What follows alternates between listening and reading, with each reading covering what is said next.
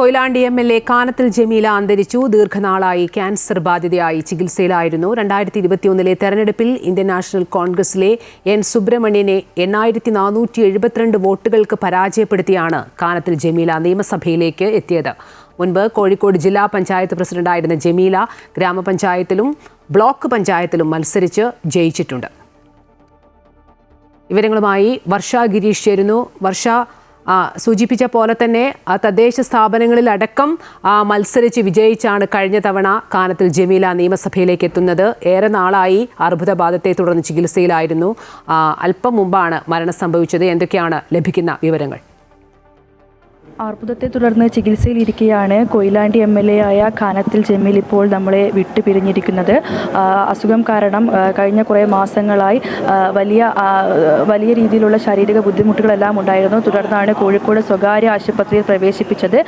ആഴ്ചകളോളമായി ഈ സ്വകാര്യ ആശുപത്രിയിൽ ചികിത്സയിലായിരുന്നു. തുടർന്ന് ഇന്ന് രാത്രി 9:30 കൂടിയാണ് മരണം സംഭവിച്ചിരിക്കുന്നത്. കാനത്തിൽ ജമീലയെ കുറിച്ച് പറയുകയാണെങ്കിൽ നമുക്കറിയാം, മലബാറിലെ ഏറ്റവും വലിയ ഒരു ഇടതുപക്ഷത്തിൻ്റെ പെൺകരുത്ത് തന്നെയായിരുന്നു. മലബാറിലെ സാധാരണമായൊരു കുടുംബത്തിൽ നിന്നും ഉയർന്നു വന്ന മുസ്ലിം വനിതയാണ്.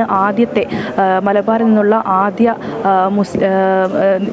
എം.എൽ.എ, മുസ്ലിം വനിതാ എം.എൽ.എ ആണ് കാനത്തിൽ ജമീല. അങ്ങനെ പല പ്രത്യേകതകളും കാനത്തിൽ ജമീലയ്ക്കുണ്ട്. ത്രിതല പഞ്ചായത്ത് സംവിധാനത്തിൽ 3 ഇടങ്ങളിലും സ്ഥാനം വഹിച്ചുകൊണ്ടാണ് പിന്നീട് നിയമസഭയിലേക്ക് എത്തിയത്. തലക്കുളത്തൂർ 1995 തലക്കുളത്തൂർ പഞ്ചായത്ത് പ്രസിഡന്റായിട്ടായിരുന്നു തുടക്കം. പിന്നീട് ചെളന്നൂർ ബ്ലോക്ക് പഞ്ചായത്ത് പ്രസിഡന്റായി, പിന്നീട് 2 തവണ ജില്ലാ പഞ്ചായത്ത് പ്രസിഡന്റായി. ശേഷമാണ് 2001 കൊയിലാണ്ടിയിലെ എം.എൽ.എ ആയത്. നിയമസഭയിലേക്ക് എത്തിയത് അന്ന് കോൺഗ്രസിലെ എൻ സുബ്രഹ്മണ്യനെ 2000 പരം വോട്ടുകളിൽ പരാജയപ്പെടുത്തിയാണ് കാനത്തിൽ ജമീല ഈ ഒരു എം.എൽ.എ സ്ഥാനത്തെത്തിയത്. അങ്ങനെ കരുത്തുറ്റ പ്രയത്നം കൊണ്ട് രാഷ്ട്രീയമായി ഇവിടെ എത്തിച്ചേർന്ന ഒരു വനിതാ നേതാവാണ് കാനത്തിൽ ജമീല. എന്തായാലും അത്തരമൊരു നേതാവിനെയാണ് ഇപ്പോൾ നമുക്ക് നഷ്ടമായിരിക്കുന്നത്.